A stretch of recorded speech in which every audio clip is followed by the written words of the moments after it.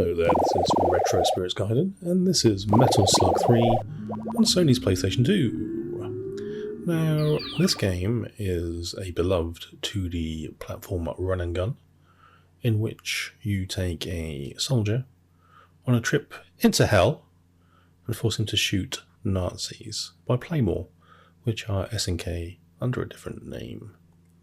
The PlayStation 2 version of this game I bought probably sometime early last year. I've played it a few times. I'm playing this via emulation. I'm using my actual disc. And why did I buy Metal Slug 3 again, considering I own it multiple times? Look at these goggle-eyed freaks. Well, it was just sort of 10 quid. It was just sort of there. I like Metal Slug 3. I do like Metal Slug. The original Metal Slug game is amazing, and Metal Slug 3 is very cool. It's probably like the zenith of 2D art on the Neo Geo. I would assume everybody thinks this is probably the best looking Neo Geo game. I don't know that for a fact, but I'm assuming that because that's probably what I think. The music's not quite up to the same standard as the animation and the visuals, but it is very good nonetheless. And I'm just a bit of a sucker when I see it for 10 quid on, say, the PlayStation 2 as a complete item with instructions.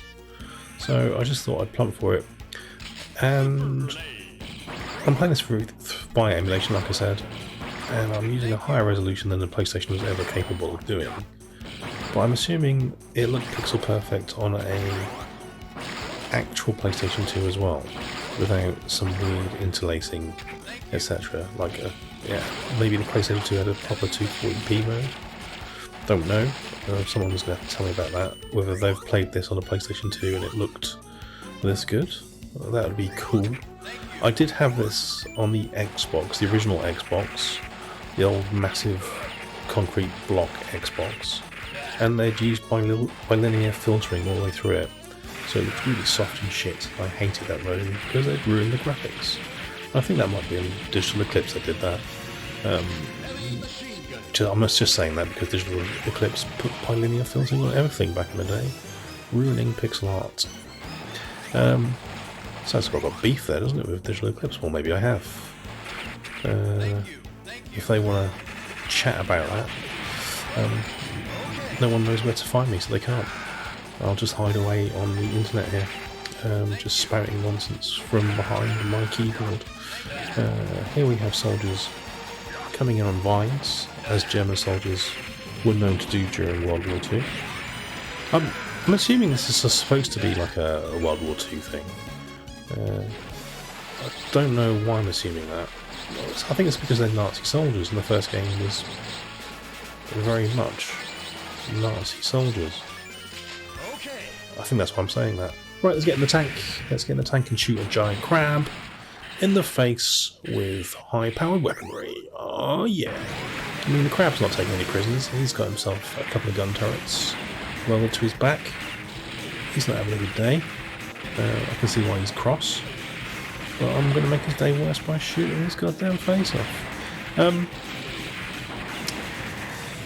I don't really play this game as often as I should.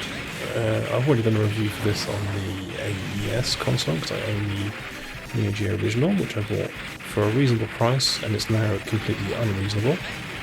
I find the game play cool, but the levels are too long. The second level nearly kills the game for me. If you get turned into a zombie... Well, if I get turned into a zombie, I don't know about you, but if I get turned into a zombie, I tend to quit. Right there and then. I just cannot be bothered to play the game as a zombie. It's just, I find it incredibly tedious.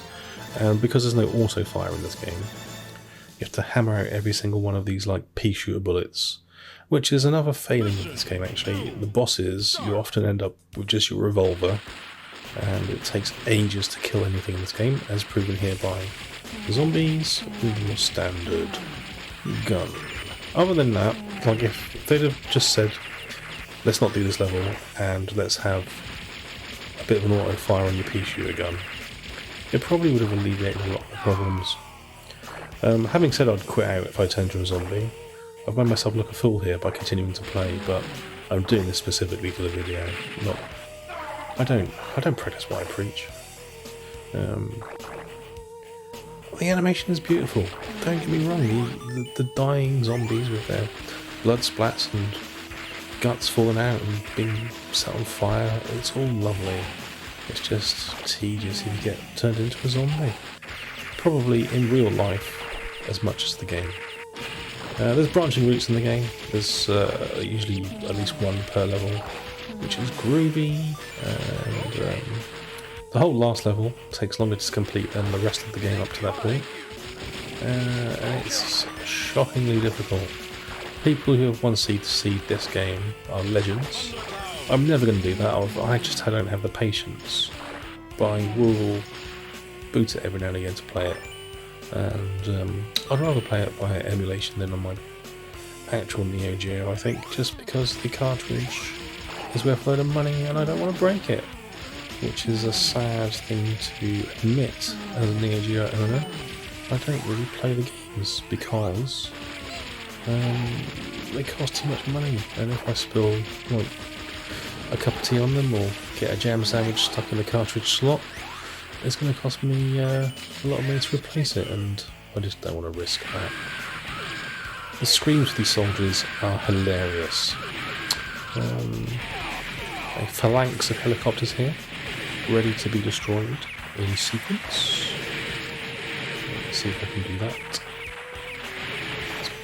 This is being a bit harder than normal. I don't know what's going on. I'm finding it more difficult. Just out of practice, probably.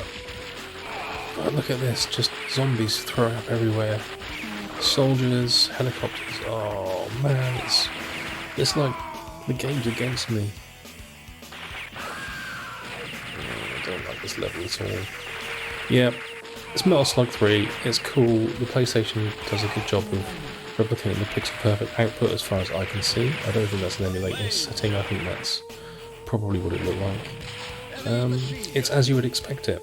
So get yourself a decent auto fire pad and buy this for 10 quid. You're in for a nice little run and gun time. It's not too expensive, and you get like a little instruction book with your PS2 games. Oh yeah, and they got little illustrations and stuff in it. It's all cool. I wish they'd put illustrated instruction books in games these days. But you know, it's the kids. They don't want them, do they? They don't want physical. They want digital items. They want to pay more for digital items. Those crazy kids. Right then, that's me. Ta-ra!